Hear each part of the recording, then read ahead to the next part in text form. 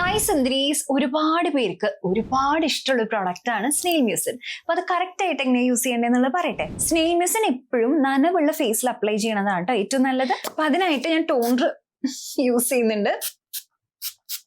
പ്ലമ്മിന്റെ ടോണറാണ് use ചെയ്തിട്ടുള്ളത്. Toner apply ചെയ്തിട്ട് ആ ഒരു ചെറിയ നനവ് ബാക്കി നിൽക്കെ നമുക്ക് സ്നെയിൽ മ്യൂസിൻ അപ്ലൈ ചെയ്യാം കേട്ടോ. അപ്പൊ ഞാൻ 1 2 3 ഡ്രോപ്പ് ആണ് യൂസ് ചെയ്യാം. ആദ്യം ഒന്ന് ലൈറ്റ് ആയിട്ട് സ്പ്രെഡ് ചെയ്ത് കൊടുക്കാം, എന്നിട്ട് ഡാബ് ചെയ്ത് കൊടുക്കാം കേട്ടോ. അപ്പൊ കുറച്ചുകൂടി ബെറ്റർ ആയിട്ട് അബ്സോർബ് ആവും. ഇതിൽ നിന്ന് ബാക്കിയുള്ളത് നെക്കിലും കൂടി അപ്ലൈ ചെയ്ത് കൊടുക്കാം.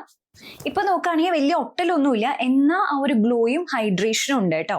ഇനി നമുക്ക് ഇതിന്റെ മീതെ മോയ്സ്ചറൈസർ അപ്ലൈ ചെയ്യാന്നുള്ളതാണ്. മോയ്സ്ചറൈസർ ഒരിക്കലും സ്കിപ്പ് ചെയ്യരുത്. അങ്ങനെയാണെങ്കിൽ ആ ഒരു ഫുൾ റിസൾട്ട് നമുക്ക് കിട്ടില്ല കേട്ടോ. മോയ്സ്ചറൈസറും കൂടി ഇട്ടാൽ മാത്രമേ ആ സ്നെയിൽ മ്യൂസിന്റെ ഒരു ഹൈഡ്രേഷൻ ഉണ്ടല്ലോ അത് നന്നായിട്ട് ലോക്ക് ആവുള്ളൂ.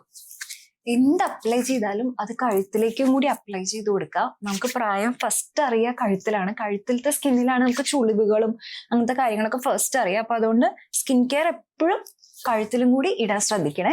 ഇനി പകലായതുകൊണ്ട് തന്നെ ഞാൻ സൺസ്ക്രീനും കൂടി അപ്ലൈ ചെയ്യുന്നുണ്ട്. ഇത് ഡോട്ട് ആൻഡ് കീയുടെ ആണ് കേട്ടോ. അപ്പൊ ഞാൻ കഴിഞ്ഞു. സിമ്പിൾ ആണ്. ജസ്റ്റ് 1-2 കാര്യങ്ങൾ ശ്രദ്ധിച്ചാൽ നമുക്ക് സ്നെയിൽ മ്യൂസിന്റെ ആ ഫുൾ ബെനിഫിറ്റ് നന്നായിട്ട് കിട്ടും കേട്ടോ. മെയിൻ ആയിട്ട് എന്താണെന്ന് വെച്ചാൽ നല്ല ഹൈഡ്രേഷൻ ഉണ്ടാവും. അതിപ്പോ കാണുമ്പോൾ തന്നെ മനസ്സിലാവുന്നുണ്ടാവും നല്ലൊരു ഗ്ലോ ആയിട്ടുണ്ട് കേട്ടോ. അപ്പൊ എന്തായാലും ട്രൈ ചെയ്ത് നോക്കൂ. സ്നെയിൽ മ്യൂസിൻ എന്റെ ഫേവറേറ്റ് ആയിട്ടുള്ള ഒരു സ്കിൻ കെയർ പ്രോഡക്റ്റ് തന്നെയാണ്. പ്രോഡക്റ്റ് ഇവിടെ ടാഗ് ചെയ്തിട്ടുണ്ട് കേട്ടോ.